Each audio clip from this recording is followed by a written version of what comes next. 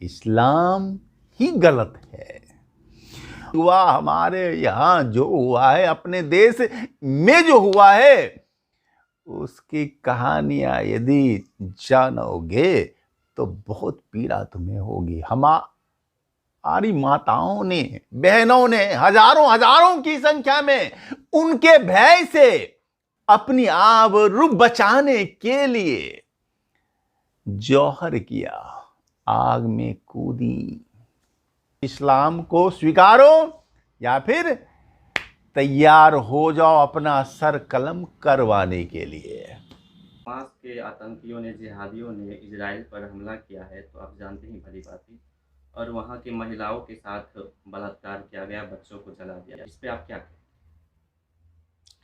इस पर क्या कहें, ये आतंकवादी लोग हैं। अनेक ऐसे संगठन हैं जो कि इस्लाम के नाम पर चल रहे हैं। ये लोग अपने आप को ज्यादा इस्लामिक समझते हैं और वास्तव में इस्लाम की ऐसी ही टीचिंग ही है। इस्लाम ही गलत है और इसलिए इसके जो टहनियां हैं वे तो वैसी ही होंगी ना। अब भाई हमास है, ISI है, जैसे मोहम्मद है, ऐसे सैकड़ों संगठन हैं, एक दो की बात नहीं है। ये पूरा जो है विश्व अभी इस्लामिक आतंकवाद से ग्रस्त है और इसके लिए पूरी मानव जाति को एक होना होगा। बिना सबको, शेष मानवों को, शेष लोगों को संगठित हुए इसका समाधान संभव नहीं है। तो भाई हमास ने जो किया वो तो हमेशा से ही होता रहा है, 1400-1500 सालों से होता ही रहा है, सैकड़ों बार हुआ है। अरे वहां तो कुछ भी नहीं हुआ, हमारे यहां जो हुआ है, अपने देश में जो हुआ है, उसकी कहानियां यदि जानोगे तो बहुत पीड़ा तुम्हें होगी। हमारी माताओं ने, बहनों ने हजारों हजारों की संख्या में उनके भय से अपनी आबरू बचाने के लिए जौहर किया, आग में कूदी। चलो जी, क्या कुरान ही सिखाती है इस तरह के कार्य करना? बिल्कुल, कुरान में ऐसी बातें हैं और वह जो कुरान है वही सबका जड़ है, वही आतंकवाद का और अलगाववाद का और राष्ट्रवाद का वह जड़ है कुरान शरीफ। देखा जा रहा है कि हाल ही में अवैसी जैसे लोग समर्थन कर रहे हैं हमास का अप्रत्यक्ष रूप से, तो क्या भारत के मुसलमान भी सारे ऐसे ही? नहीं, सभी नहीं है वैसे, लेकिन जिसने भी हदीस को पढ़ा, कुरान को पढ़ा और जिन्हें भी लीडिंग है करना, वे लोग वैसे ही होते हैं। और उदारवादी वे ही मुसलमान हैं जो कि हदीस को ठीक से नहीं जानते, ना जानते हैं ठीक से कुरान को, और जिन्हें लीडिंग नहीं है करनी भाई, जिन्हें बस जीना खाना है, वैसे लोग इससे दूर होते हैं।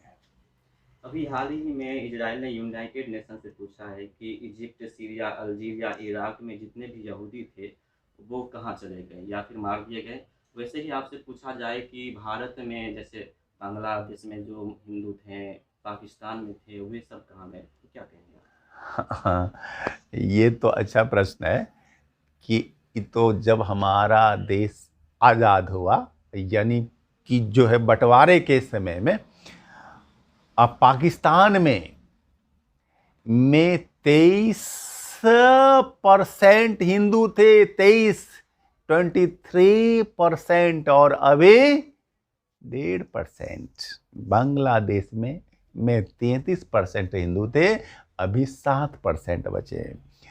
तो हुआ क्या, कहाँ गए?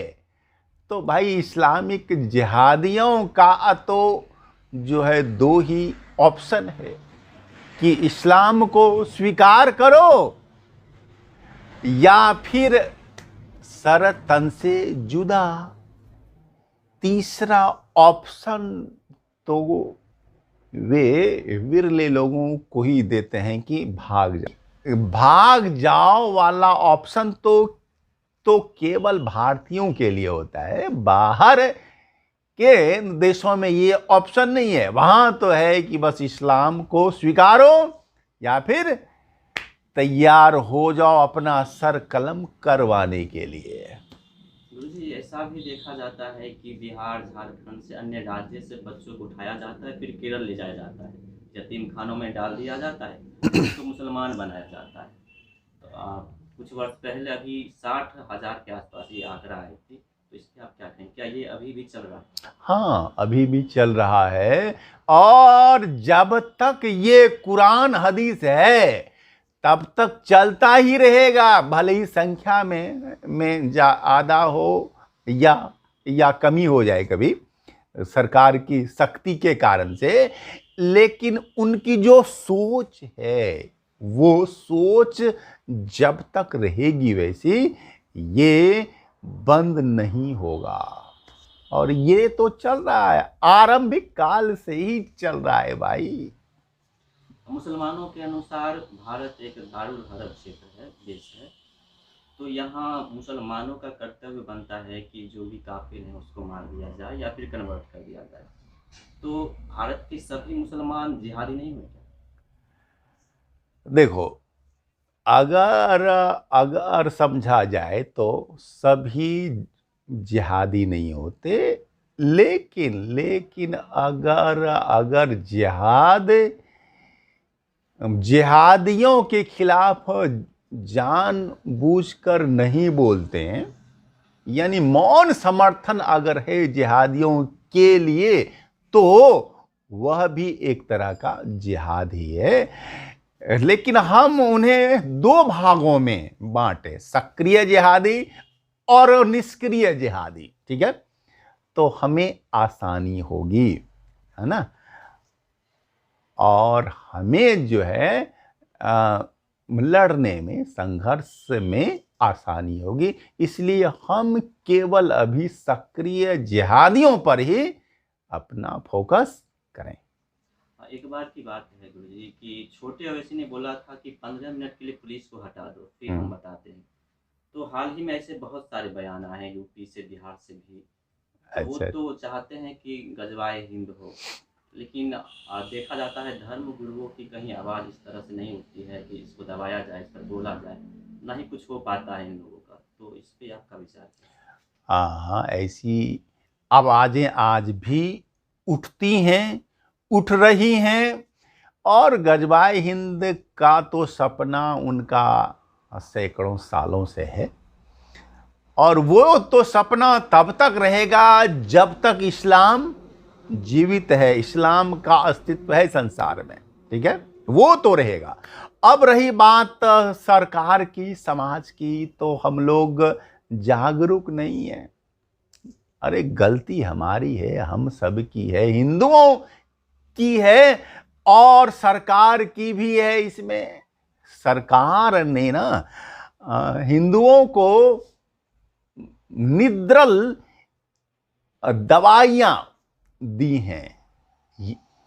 ये जो हमारी आज की शिक्षा है, ये क्या है? हिंदुओं को नींद से जागने न देने के लिए शिक्षा दी जाती है, और सेकुलरिज्म का, धर्म निरपेक्षता का सुई इंजेक्शन दी जाती है। लेकिन अब समय आ गया है, लोग जग रहे हैं, अब हिंदू हो रहे हैं सक्रिय और संगठित। अब वे सरकार का और सेकुलर वादियों का, वामपंथियों का, जिहादियों का खेल समझ चुके हैं, इसलिए अब उसका सही उत्तर दिया जाएगा। कुछ महीने पहले गुरुजी की फुलवारी शरीफ में घटना हुई थी कि 247 तक गजवा हिंद करनी है और भी बहुत सारे प्रोग्राम था कि जिहाद को बढ़ाना है, जो लगभग 15,000 से ज़्यादा अपने लोगों को हर जगह फैलाए प्रत्येक जिलों में। तो बिहार में ऐसा चल ही रहा है और आप कह रहे हैं लोग जागृत हो रहे हैं, कैसे माना जाए? हाँ, चल जैसे रहा आपके है। यहाँ किशनगंज में ही आज स्कूल शुक्रवार को बंद होती, बहुत सारे ऐसे जो शुक्रवार को बंद होती है, हाँ तो कैसे जागृत हो? हाँ, जागृत हो रहे हैं। जगना औ- और सक्रिय होना दोनों में ना फर्क है। जग तो रहे हैं, लेकिन अभी संगठित होकर के हल्ला नहीं बोले हैं। ठीक है, जग गए हैं और उस पर ध्यान जा रहा है, और अब संगठित होंगे लोग और फिर हल्ला भी बोलेंगे। देख लेना आप।